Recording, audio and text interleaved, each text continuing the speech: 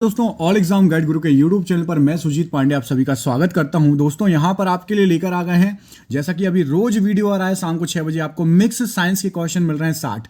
इस 60 क्वेश्चन में क्या क्या होता है, तो इस 60 क्वेश्चन में आपका बायो भी है, फिजिक्स भी है और आपका केमिस्ट्री भी है। तीनों सब्जेक्ट रहते हैं, 20-20 क्वेश्चन रहते हैं आपको बता दूं, और ये क्वेश्चन थोड़े टफ लेवल के आते हैं। अभी आज का जो वीडियो है इसमें से जो 60 क्वेश्चन है आपका टारगेट में दे रहा हूं सिर्फ 30 नंबर का। स्टार्टिंग में आपको बायो के हो सकता है कुछ टफ क्वेश्चन लगे, यदि आपने नहीं पढ़े हो तो थोड़ा टफ वीडियो रहेगा, तो पूरा देखना। ऐसा नहीं क्वेश्चन नहीं बन रहा हो तो बीच में छोड़ के भाग जाओ, क्योंकि एग्जाम में आए हुए क्वेश्चन है, आपको दोबारा भी मिल सकते हैं ये क्वेश्चन। स्टार्ट करते हैं वीडियो को बिना देर के हुए। पहला क्वेश्चन है, ओरेलिया और एडम्सिया किस संघ के उदाहरण हैं? आंसर हो जाएगा आपका इस प्रश्न के लिए सिलेंट्रेटा, ऑप्शन नंबर सी। इस संघ के ये दोनों जो हैं उदाहरण है। अगला क्वेश्चन देखिए, क्वेश्चन नंबर 2 में आपसे क्या पूछा गया है। एक सामान्य गुणों जैसे पृष्ठ रज्जु तथा पृष्ठीय खोखला तंत्रिका तंत्र के आधार पर प्राणियों जैसे मछली, उभयचर, सरीसृप, पक्षी और स्तनधारी को किस संघ में रखा गया है? तो इन सभी को किस संघ में रखा गया है? राइट आंसर हो जाएगा आपका ऑप्शन नंबर बी, कोरबेटा संघ में रखा गया हुआ है इन सभी को। ऑप्शन नंबर बी, कोरबेटा संघ सही आंसर हो जाएगा। क्वेश्चन नंबर 3, फियोफाइसी के सदस्यों को प्रायः डैश शैवाल कहा जाता है? तो फियोफाइसी सदस्यों को भूरा शैवाल कहा जाता है। ऑप्शन नंबर बी, भूरा शैवाल यहां पर राइट आंसर हो जाएगा। बढ़ते हैं अगले के प्रश्न की तरफ। एस्टेरियस,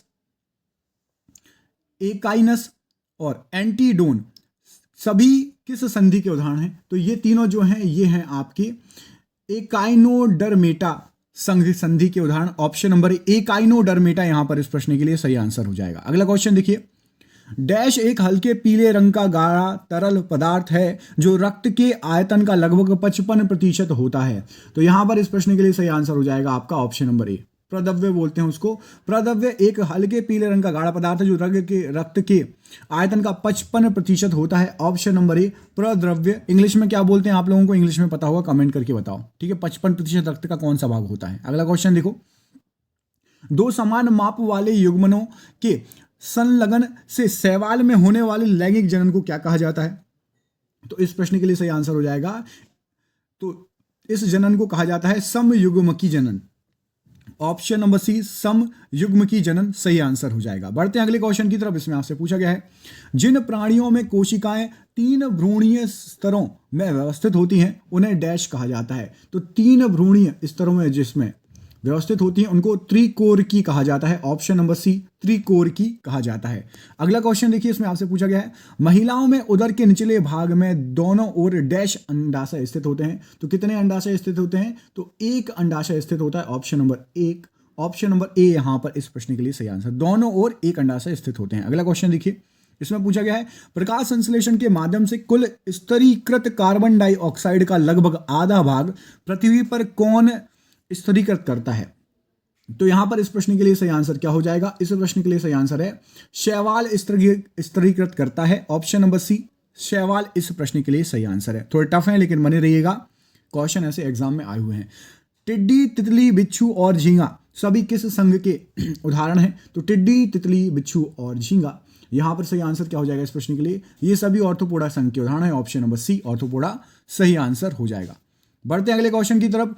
पौधों में 3 विभिन्न वंश सोलेनम, पिटूनिया और धतूरा को किस कुल में रखा गया है? तो इन सभी को किस कुल में रखा गया है? तो इन सभी को रखा गया है ऑप्शन नंबर बी, सोलोनेसी कुल में रखा गया है। पिटूनिया, धतूरा और सोलेनम को, ठीक है, सोलोनेसी कुल में। ऑप्शन नंबर बी यहां पर राइट आंसर हो जाएगा। बढ़ते हैं अगले प्रश्न की तरफ। इसमें पूछा गया है, क्लोरोफाइसी के सदस्यों को प्रायः डैश शैवाल कहा जाता है? तो क्लोरोफाइसी सदस्यों को प्रायः कहा जाता है हरा शैवाल। ऑप्शन नंबर ए, हरा शैवाल यहां पर राइट आंसर हो जाएगा, ठीक है। इसके पहले जो भूरा शैवाल पढ़ा था वो था फियोफाइसी। फियोफाइसी भूरा और क्लोरोफाइसी हरा, याद रहेगा, फियोफाइसी भूरा, क्लोरोफाइसी हरा। मीसोडर्म मतलब मध्य त्वचा से आच्छादित शरीर गुहा को डैश कहा जाता है? तो यहां पर सही आंसर क्या हो जाएगा? मीसोडर्म से आच्छादित शरीर गुहा को क्या कहा जाता है? तो यहां पर इस प्रश्न के लिए राइट आंसर क्या हो जाएगा? ऑप्शन नंबर ए, उसको कहा जाता है प्रगुहा। ऑप्शन नंबर ए यहां पर इस प्रश्न के लिए राइट आंसर हो जाएगा। बढ़ते हैं अगले क्वेश्चन की तरफ। महिलाओं में गर्भाशय डैश होते हैं, तो महिलाओं में गर्भाशयों की संख्या एक है। ऑप्शन नंबर ए यहां पर सही आंसर हो जाएगा, एक गर्भाशय। अगला क्वेश्चन देखिए, इसमें पूछा गया है निम्नलिखित में से कौन सी सही नहीं है, कौन सी पंक्ति या वाक्य सही नहीं है। तो आपको बता दें ऑप्शन नंबर बी सही नहीं है। फियोफाइसी के सदस्यों को लाल शैवाल कहा जाता है, ये गलत है। फियोफाइसी सदस्यों को लाल नहीं भूरा कहा जाता है। आज का प्रश्न नंबर 2 था, जो अभी मैंने आपको रिवीजन भी कराया था। तो फियोफाइसी भूरे कलर का शैवाल होता है। अगला क्वेश्चन देखो, एडम्सियस और पेनेंट्यूला किस संघ के उदाहरण है। तो एडम्सिया और पेनेंट्यूला ये दोनों जो है, यहां पर सही आंसर हो जाएगा, ये हैं आपके सिलेंट्रेटा। ऑप्शन नंबर ए। अभी थोड़ी देर पहले आपको सिलेंट्रेटा शब्द जो है सबसे पहले क्वेश्चन में आया था, ठीक है। तो ऑप्शन नंबर ए राइट आंसर हो जाएगा, सिलेंट्रेटा। अगला क्वेश्चन देखिए, इसमें पूछा गया है कान के बाहरी भाग की आकृति डैश जैसी होती है। तो कान के बाहरी भाग की आकृति कीप जैसी होती है। ऑप्शन नंबर ए कीप यहां पर सही आंसर हो जाएगा। बढ़ते हैं अगले क्वेश्चन की तरफ। पेनिसिलिन की खोज किसने की है। तो पेनिसिलिन की खोज करता option number C sir Alexander Fleming, सही आंसर हो जाएगा, option number C right answer है। बढ़ते हैं अगले क्वेश्चन की तरफ। इसमें पूछा गया है पुरुष जनन तंत्र के प्रत्येक वृषण में लगभग डैश कक्ष होते हैं जिन्हें वृषण पालिका कहा जाता है। तो यहां पर सही आंसर हो जाएगा इस प्रश्न के लिए total C, option number C 250 जो है कक्ष होते हैं जिन्हें वृषण पालिका कहा जाता है। ऑप्शन नंबर सी इस प्रश्न के लिए राइट आंसर हो जाएगा। बढ़ते हैं अगले क्वेश्चन की तरफ। इसमें पूछा गया है जीवन चक्र की प्रभावी अवस्था युग्मनोत्भिद होती है जिसकी 2 अवस्थाएं होती हैं और दूसरी अवस्था का नाम क्या है। तो दूसरी अवस्था का नाम जो है वो है आपका ऑप्शन नंबर पत्ती, ठीक है। ऑप्शन नंबर बी सही आंसर हो जाएगा। जीवन चक्र की प्रभावी युग्मनोत्भिद में 2 अवस्थाएं होती है और दूसरी अवस्था है आपकी पत्ती। Option number B right answer है। अगला क्वेश्चन देखिए, ये रहा आपकी स्क्रीन पर। निम्न में से कौन सा एक जो है पायस या इमल्सन का उदाहरण नहीं है। तो यहां पर जो ऑप्शंस दिए गए उसमें से आपका दही जो है वो पायस या इमल्सन का उदाहरण नहीं है। बाकी चॉकलेट, दूध, मक्खन और फेटी हुई मलाई, ये तीनों पायस या इमल्सन के उदाहरण हैं। दही, इमल्सन या पायस का उदाहरण नहीं है। ऑप्शन नंबर डी यहां पर राइट आंसर हो जाएगा। बढ़ते हैं अगले क्वेश्चन की तरफ। इसमें आपसे पूछा गया है एक रेडियोधर्मी वस्तु की अर्ध आयु 6 मास है, वस्तु का 3/4 हिस्सा डैश में क्षय होगा, बताइए। तो यहां पर सही आंसर हो जाएगा वस्तु का 3/4 जो हिस्सा है वो आपका 12 माह में क्षय होगा। Option number C right answer हो जाएगा, 12 माह में क्षय होगा। अगला क्वेश्चन देखिए, मनुष्य के खून का पीएच मान कितना होता है, लगभग पूछा गया है। तो कैसा होता है। तो मनुष्य के खून का पीएच मान जो है वो कम क्षारीय होता है। ऑप्शन नंबर सी कम क्षारीय होता है। कमेंट करके बताइए एग्जैक्ट रेटिंग कितनी होती है, मनुष्य का पीएच मान कितना होता है एग्जैक्ट रेटिंग में। ये तो बता दिए कम क्षारीय आपको पता चल गया, लेकिन कितना होता है ये बताइए, है ना। कम क्षारीय मतलब 7 से ऊपर हो गया, ये क्लियर है, लेकिन कितना होता है ये कमेंट बॉक्स में कमेंट करके बताइए। ओजोन ऑक्सीजन का एक डैश है। तो जो ओजोन है वो ऑक्सीजन का अपरूप कहलाता है। ऑप्शन नंबर ए अपरूप कहलाता है। ऑक्सीजन O2 और ओजोन क्या है O3, अपरूप कहलाता है ओजोन। अगला क्वेश्चन देखिए, निम्नलिखित में से अम्लीय वर्षा का मुख्य कारण क्या है। तो यहां पर जो ऑप्शंस दिए गए हैं उसमें से अम्लीय वर्षा का मुख्य कारण आपका क्या हो जाएगा। Option number C nitrogen dioxide से अम्लीय वर्षा होती है। Option number C nitrogen dioxide. अगला क्वेश्चन देखिए, इसमें पूछा गया है निम्नलिखित में से कौन सी ऊष्माक्षेपी प्रतिक्रिया की विशेषता है। तो ऊष्माक्षेपी प्रतिक्रिया की विशेषता ऊष्मा का उत्सर्जन है। ऑप्शन नंबर ए ऊष्मा का उत्सर्जन प्रश्न के लिए सही आंसर हो जाएगा। बढ़ते हैं अगले क्वेश्चन की तरफ। सोडियम क्लोराइड या नमक का रासायनिक सूत्र क्या है। तो सोडियम क्लोराइड या नमक का रासायनिक सूत्र आपका ऑप्शन नंबर बी सही आंसर हो जाएगा, NaCl राइट आंसर हो जाएगा, ऑप्शन नंबर बी NaCl। अगला क्वेश्चन देखिए, एक ऊष्माशोषी प्रतिक्रिया क्या होती है। तो एक ऊष्माशोषी प्रतिक्रिया जो होती है वो होती है आपकी प्रतिक्रिया जिसमें ऊष्मा अवशोषित हो, उसको ऊष्माशोषी कहते हैं। ऊष्मा अवशोषित हो, ऑप्शन नंबर बी यहां पर इस प्रश्न के लिए सही आंसर हो जाएगा। बढ़ते हैं अगले क्वेश्चन की तरफ। इसमें आपसे पूछा गया है निम्नलिखित में से कौन एल्यूमिनियम का अयस्क है। तो यहां पर जो ऑप्शंस दिए गए उनमें से एल्यूमिनियम का अयस्क आपका क्रायोलाइट हो जाएगा। Option number B cryolite aluminium का अयस्क कहलाएगा। ये आपकी देखिए बायो पढ़ ली, ये चल रही है आपकी क्या केमिस्ट्री, इसके बाद आपका फिजिक्स भी आएगा। तो तीनों हम कोशिश करते हैं कि आपको तीनों सब्जेक्ट पढ़ाएं, ऐसा नहीं कि एक ही एक क्वेश्चन पढ़ाते चलें, ठीक है। निम्नलिखित में से किस गैस का रिसाव भोपाल गैस त्रासदी के समय हुआ है। तो भोपाल गैस त्रासदी के समय आपको पता होगा मिक गैस कहते हैं, MIC गैस कहते हैं और अदर नाम मिथाइल आइसोसाइनेट भी कहते हैं। ऑप्शन नंबर ए इस प्रश्न के लिए बिल्कुल सही आंसर हो जाएगा। बढ़ते हैं अगले क्वेश्चन की तरफ। इसमें आपसे पूछा गया है दूध का पीएच प्रकृति बताइए कैसी होती है। ऑप्शन है थोड़ी अम्लीय, थोड़ा क्षारीय, अत्यधिक अम्लीय, अत्यधिक क्षारीय। तो दूध की पीएच प्रकृति यहां पर सही आंसर हो जाएगा थोड़ा अम्लीय होती है, ऑप्शन नंबर ए। अब सेम क्वेश्चन का आंसर आपको देना है कि दूध का एग्जैक्ट पीएच मान बताओ। थोड़ा अम्लीय लिख दिया मतलब 7 से कम। अब 7 से कम कितना होता है दूध का पीएच मान, ये आप मुझे कमेंट बॉक्स में कमेंट करके बताएंगे, ठीक है। अगला क्वेश्चन देखिए, ये रहा आपकी स्क्रीन पर। पोटेशियम नाइट्रेट का प्रयोग या उपयोग वास्तविक रूप से किस उद्योग में किया जाता है? तो पोटेशियम नाइट्रेट का जो प्रयोग है वो किया जाता है, ऑप्शन नंबर सी, पटाखों के निर्माण में किया जाता है। ऑप्शन नंबर सी, पटाखों के निर्माण में पोटेशियम नाइट्रेट का प्रयोग किया जाता है। बढ़ते हैं अगले क्वेश्चन की तरफ। इसमें पूछा है CaOCl2 का सामान्य नाम क्या है? तो CaOCl2 का सामान्य नाम आपका ब्लीचिंग पाउडर है, option number C, bleaching powder यहां पर इस प्रश्न के लिए राइट आंसर हो जाएगा। बढ़ते हैं अगले क्वेश्चन की तरफ। इसमें आपसे पूछा गया है आवर्त सारणी में समान तत्वों के समूह की सामान्य विशेषताएं क्या है? तो आवर्त सारणी में समान तत्वों के जो है समूह की सामान्य विशेषता है कि बाह्यतम कक्ष में इलेक्ट्रॉन जो है उसमें एक से रहेंगे। ऑप्शन नंबर ए राइट आंसर हो जाएगा, बाह्यतम कक्षा में इलेक्ट्रॉन एक से रहते हैं।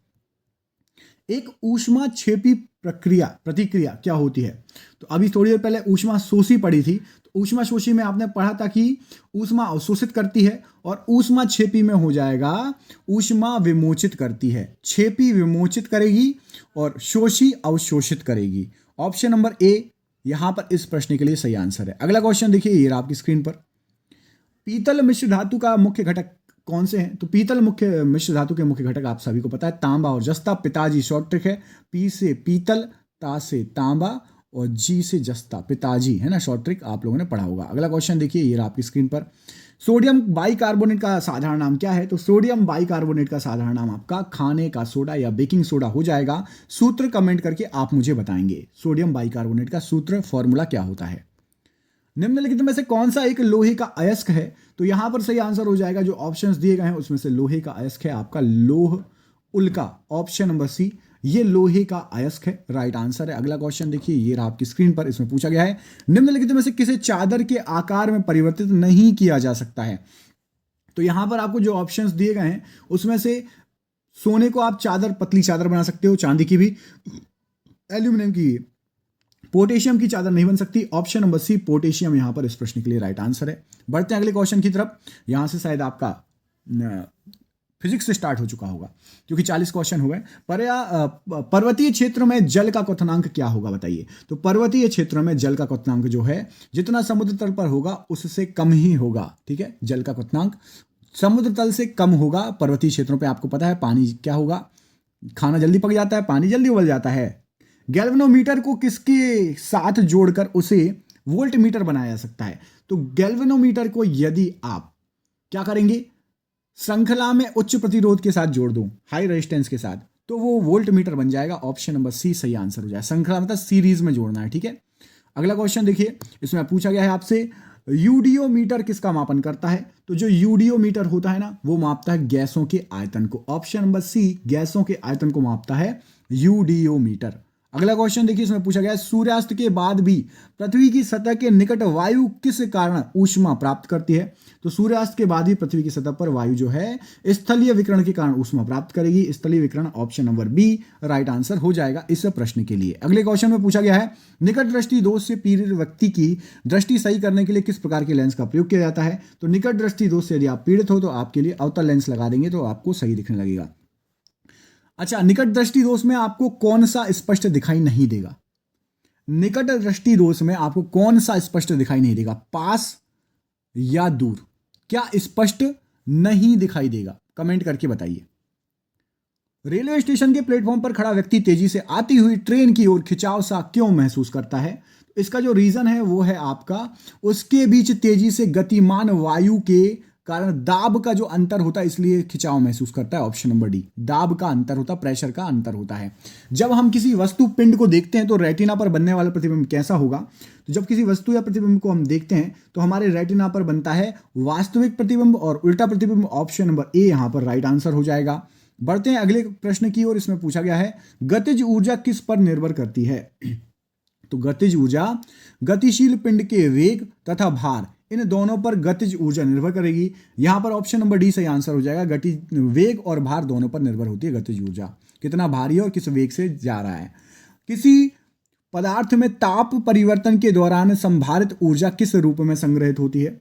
तो ताप परिवर्तन के दौरान संभारित जो ऊर्जा होती है वो संग्रहित होती है आपकी यहाँ पर ऑप्शन नंबर बी, गतिज ऊर्जा के कारण। ऑप्शन नंबर बी यहाँ पर राइट आंसर हो जाएगा। बढ़ते हैं अगले क्वेश्चन की तरफ। इसमें पूछा गया है रेडियो की ट्यूनिंग के लिए प्रयुक्त घटक मूलतः एक होता है कैसा? तो रेडियो की ट्यूनिंग के लिए जो प्रयुक्त घटक होता है वो होता है संघनक। ऑप्शन नंबर बी संघनक होता है, राइट आंसर हो जाएगा।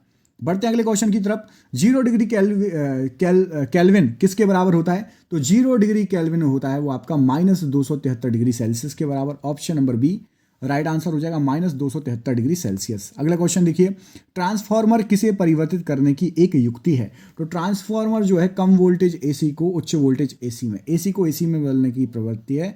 ऑप्शन नंबर सी सही आंसर हो जाएगा, कम वोल्टेज से उच्च वोल्टेज, ठीक है, एसी। अगला क्वेश्चन देखिए, गैल्वेनोमीटर को किससे जोड़कर वोल्ट मीटर में परिवर्तित किया जा सकता है?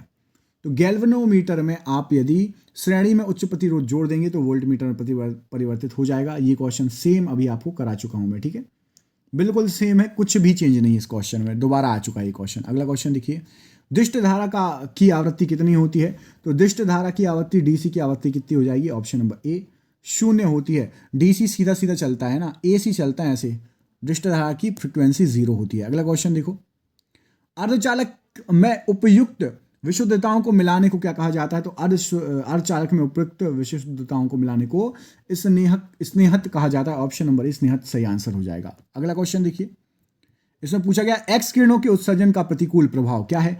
एक्स किरणों के उत्सर्जन का प्रतिकूल प्रभाव प्रकाश विद्युत प्रभाव है। ऑप्शन नंबर डी इस प्रश्न के लिए सही आंसर है। अगला क्वेश्चन देखिए, सौर सेलों के जिस समूह को एक निश्चित पैटर्न के साथ जोड़ दिया जाता है उसे क्या कहते हैं?